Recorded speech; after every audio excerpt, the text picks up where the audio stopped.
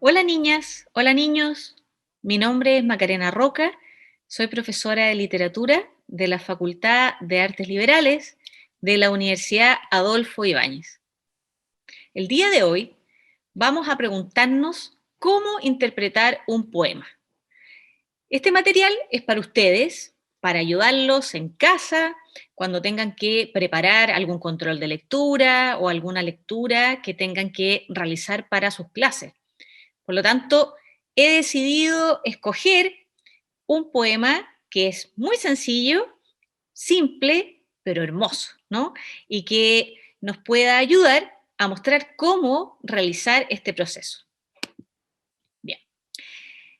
Hoy les quiero contar de un poeta argentino, muy querido en la Argentina y también en el caso de Latinoamérica se le dio a conocer por muchas antologías, antologías de poesía, en las cuales sus textos, y en particular este que vamos a leer hoy, se encuentra presente y que ha gustado mucho durante generaciones. Bien, él se llama Baldomero Fernández Moreno, allí tenemos su fecha de nacimiento y su fecha de muerte, 1886 hasta 1950. Y a mí, ¿saben por qué me gusta tanto Fernández Moreno? Porque él era un curador, era un sanador. Primero, era médico, es decir, cuidaba a las personas y les cuidaba su salud, su cuerpo. Pero también él era un cuidador del espíritu, del alma de las personas. Y por ello era poeta. Entonces, tenemos a un artista, ¿no? Que era, por donde lo queramos ver, un artista de la curación. Y la poesía que escribe Fernández Moreno se integra a un tipo de escritura poética que está presente entre los años 30 y los años 40 en gran parte de Latinoamérica, que se le conoce como el sencillismo, que es una poesía que no utiliza grandes tropos literarios como la metáfora, la alegoría, o cosas que pueden ser un poquitito más complejas, ¿no? Que nos esperan por allí cuando ya estemos en primero o en segundo medio. Sino que Fernández Moreno trabaja desde la simplicidad del lenguaje, con formas muy cotidianas y con un modo de acercarnos a la realidad para poder sentirnos afectados por ella, ¿no? La afectación, por supuesto, puede ser buena, ¿no? Nos puede gustar, o puede ser no tan grata. Hay momentos en que la afectación nos puede dar tristeza, nos puede dar un poquitito de llanto también, pero siempre la afectación es necesaria, porque nos remueve y nos hace sentir que estamos muy, muy vivos. Y eso es uno de los pilares fundamentales de un buen artista, y en este caso de un buen poeta. El poema que vamos a leer se llama 70 balcones y ninguna flor. Voy a pasar a compartirles entonces el texto para que podamos revisarlo. Ustedes síganme en casa para que podamos tener una lectura conjunta. Dice así: 70 balcones hay en esta casa, 70 balcones y ninguna flor. A sus habitantes, señor, ¿qué les pasa? ¿Odian el perfume? ¿Odian el color? La piedra desnuda de tristeza. Dan una tristeza los negros balcones. ¿No hay en esta casa una niña novia? ¿No hay algún poeta lleno de ilusiones? Ninguno desea ver tras los cristales una diminuta copia del jardín. En la piedra blanca trepar los rosales, en los hierros negros abrirse un jazmín. Si no aman las plantas, no amarán el ave. No sabrán de música, de rimas, de amor. Nunca se oirá un beso, jamás se oirá una clave. 70 balcones y ninguna flor. Bien, este poema que hemos leído es un poema que nos permite, desde ese sencillismo, poder saber cómo interpretar entonces un texto lírico. Hay textos líricos, por supuesto, que son mucho, mucho más complejos, pero que luego, a ver si por ahí hacemos una cápsula ya para los cursos de sus compañeros más grandes, de sus hermanos tal vez, ¿no? Pero para el momento en el cual ustedes se encuentran, vamos a trabajar con 3 instancias que a mí me parecen muy pertinentes para poder relacionarse con una obra de arte. Y este modo que yo les voy a mostrar les puede servir tanto para un poema como también para una pintura, puede ser una fotografía e incluso una película. Bien. Generalmente tenemos 3 momentos cuando nos enfrentamos a una obra. El primero, el primer momento, es un momento de afectación, ¿no? Algo me sucede, lo leo y me quedo con una sensación muy vaga, muy general. Tal vez alguna palabra que quedó rondando en mi mente, una melodía, una cadencia que también me gustó, una frase que se reiteró, una imagen que se creó también a partir de lo que leí. Es solamente una afectación, ¿no? Yo percibí cosas, aún no comprendo la totalidad, tampoco puedo dar cuenta de la globalidad del poema, porque tengo que ir poco a poco adentrándome en él.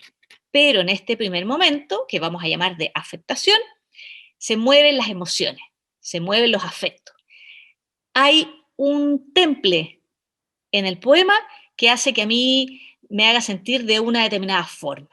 Triste o alegre o melancólico, eufórico, ¿no? Pueden haber muchas emociones. Entonces, la primera es poder distinguir cuál es la afectación de este poema, cuál sería el temple anímico que está presente en este poema.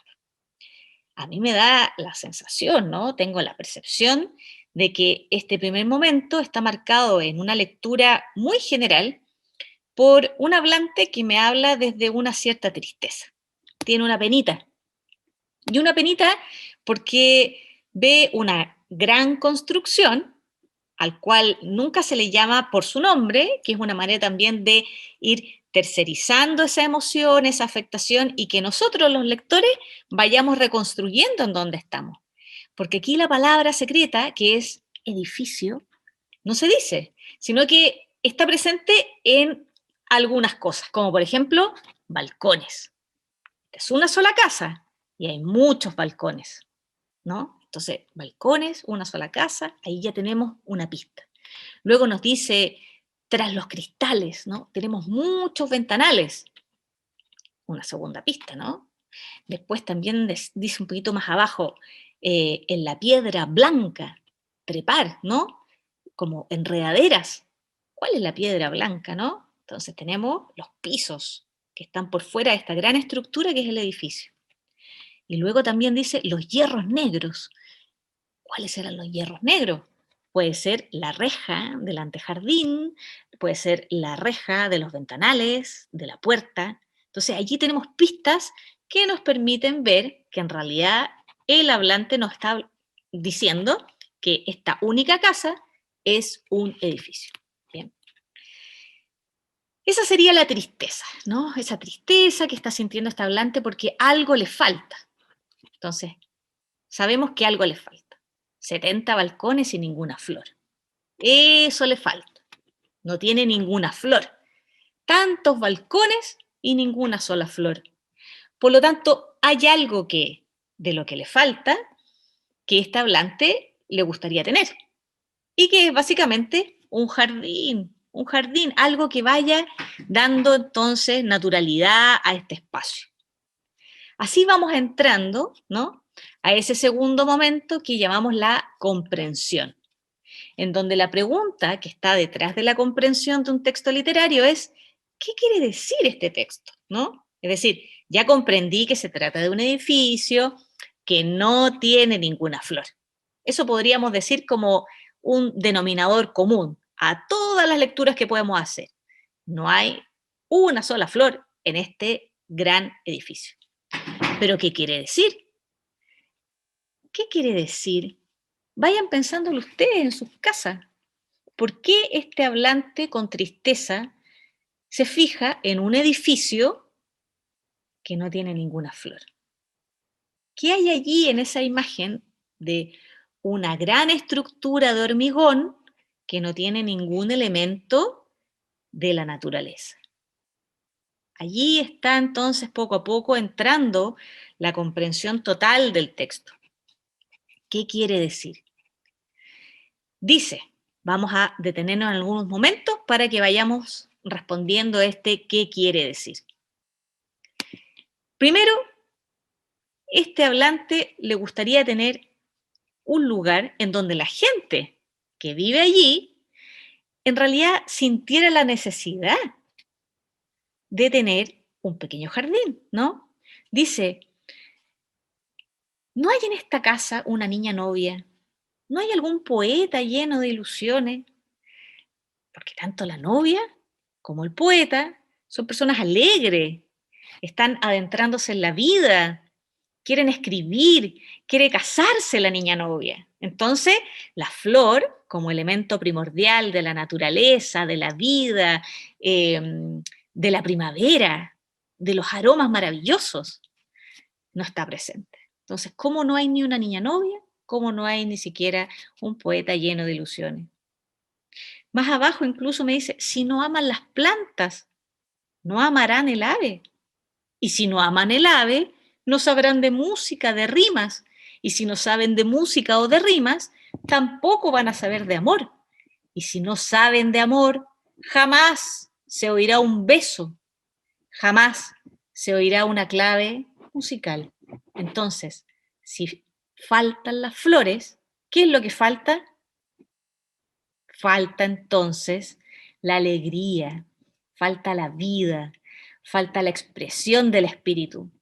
Fíjense ustedes cómo algo tan chiquitito como unas flores en los balcones, ¿no? Chiquititas, nos pueden entregar tanta alegría, tanta felicidad.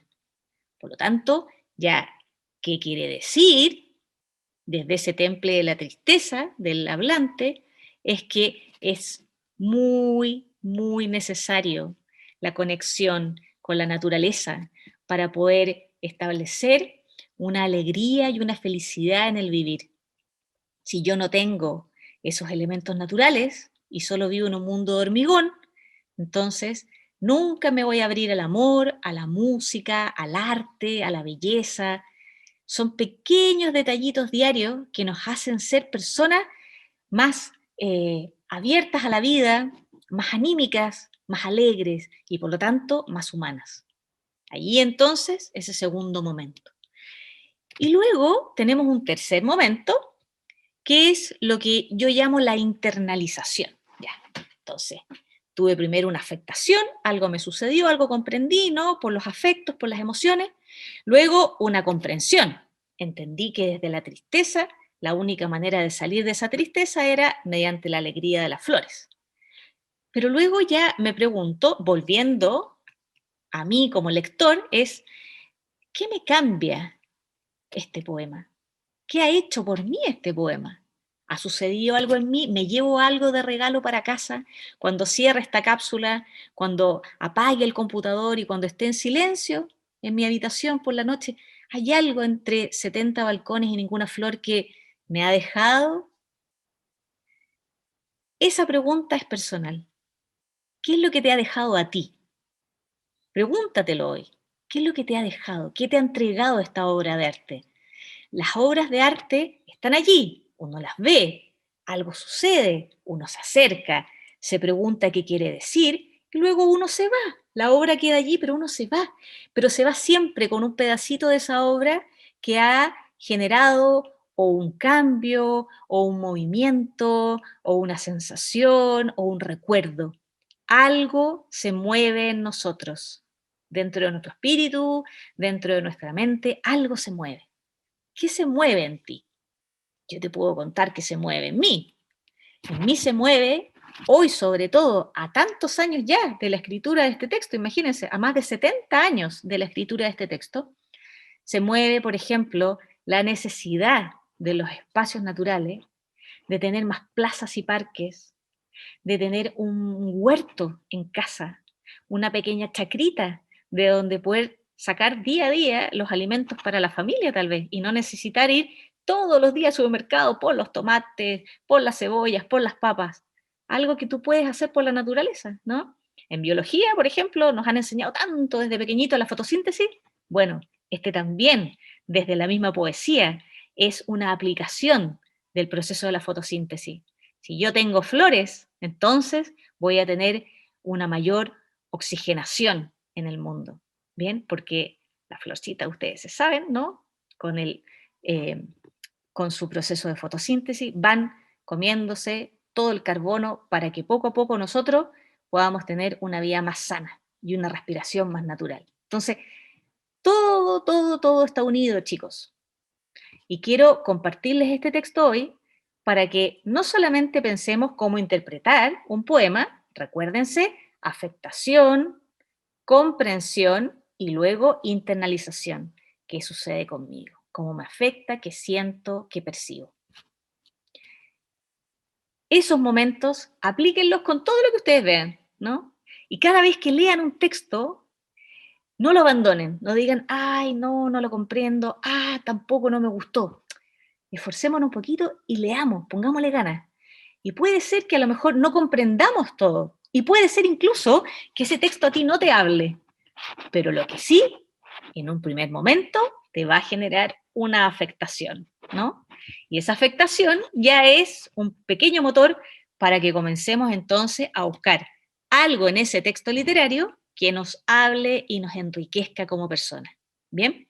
Entonces, yo me despido, espero que todos ustedes estén muy bien. Voy a dejar de compartir la pantalla. Espero verte en otra cápsula y espero también que este pequeño encuentro haya sido provechoso para ti, así como fue provechoso para mí. Chao.